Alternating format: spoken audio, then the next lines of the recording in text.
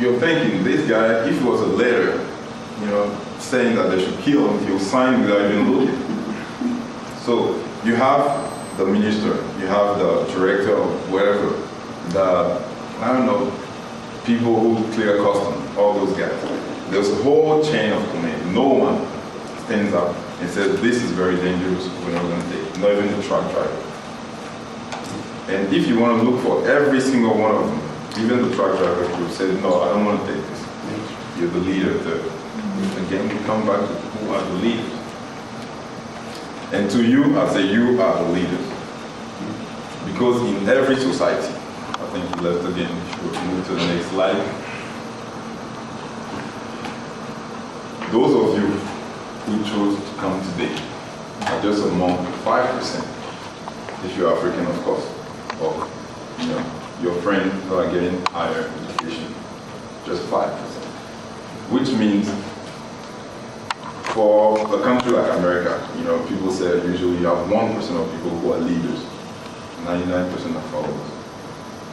If you're not training enough for your leaders, you end up with people who can lead, and those are the ones who are going to be in charge. So the point you're making earlier, where you want to play the playing game, at least train them.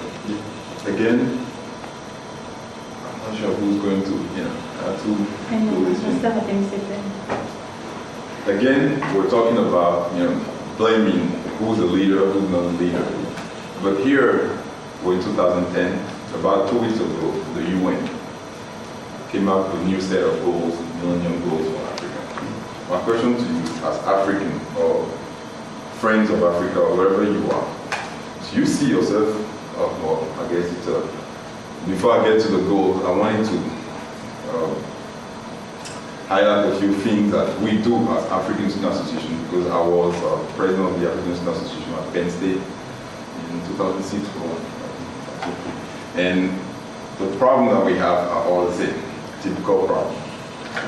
And if you look, from outside, you can see that we're engaging in self-destructive behaviors. I have a company in Ivory Coast. We do energy business, and the same behavior I see here, I see there, is what I see through, I see here with the African student, and anyone who kind of works with them in a certain way. And these are, at least I'm not going to go through it, but you can recognize something in the African time, which is you come late, and we set a low standard for coming late, and we call it African time. How are you going to compete with China, Russia, and all those other countries where they're coming on time and doing everything right? It's a global world. There's not a China on one side and Africa. Whatever happens here, Facebook, people are using Facebook back home. So the point is, I want to go back to whenever is able to find his way through. I want you to go to the next slide.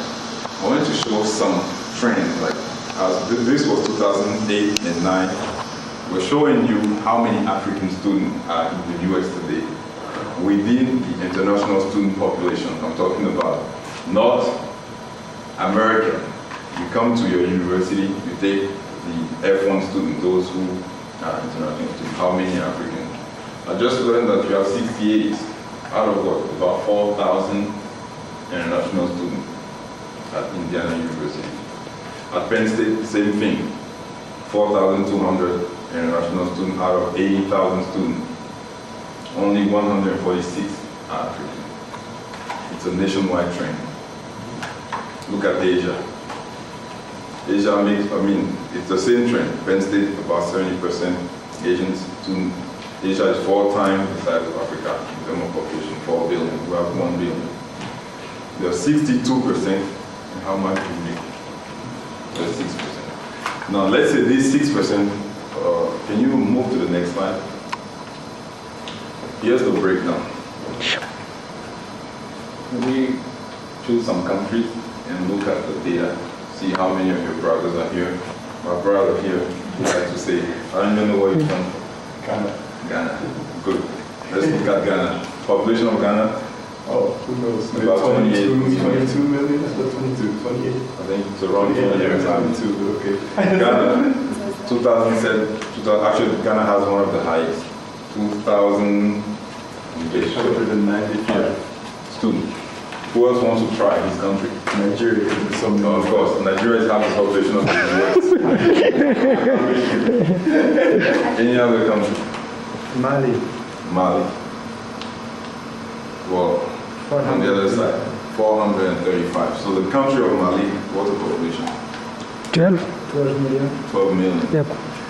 12 million is training 435 in the most powerful country where you have access to all kind of technologies. 435. And 1% of 435 are the good leaders. So what's 1% of 435? 4.35, right? So in every field, engineering, medicine, wherever you're training just about 5 people. What are the chances that those 5 people are good? Very little. So this is scary. I want to move to the next slide to show you something. This is the population of 80. Look at China, 81,000. About 3 times the number of Africans. Can you go back to the previous slide? Look at on top, 35,000 students for all Africa. Asia now, 81,000 for China. Hong Kong, 8,000. India, 94,000. South Korea has, South Korea has about the population of Ghana. Look at how many students. And if you look, you see those countries are the countries that are coming up. Because development, as we speak always about development, is an intellectual war. You need brain to sit down, develop your oil. People need to research diseases that you face in your country.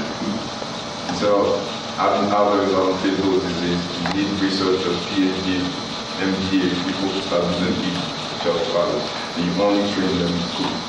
While these guys are trained in an army of 380,000, we're training 35,000. How can you win a war, intellectual war with these guys? Impossible. Is it possible that some people from these countries that are not coming to the US maybe go to Britain or go to other places? Okay, trend is, I can guarantee you that you go there, you see the same thing. This is just not just here. You go to Canada, it's the same thing. And the US is a big country. This is nationwide. So you come to, and also you have to realize that Indiana University is part of that.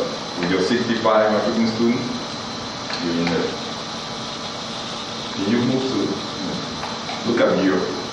Those are the countries that are already there. They have all the research facilities. They don't even need to send anybody here to learn technology. Look at how many they're sending.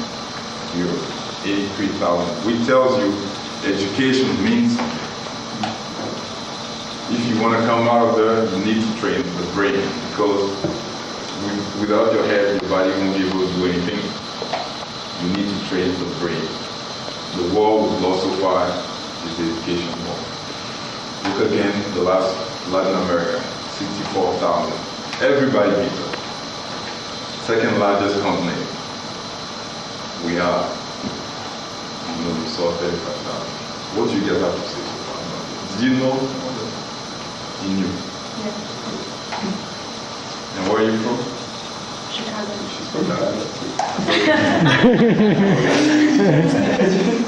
Anybody who's African? None of you knew.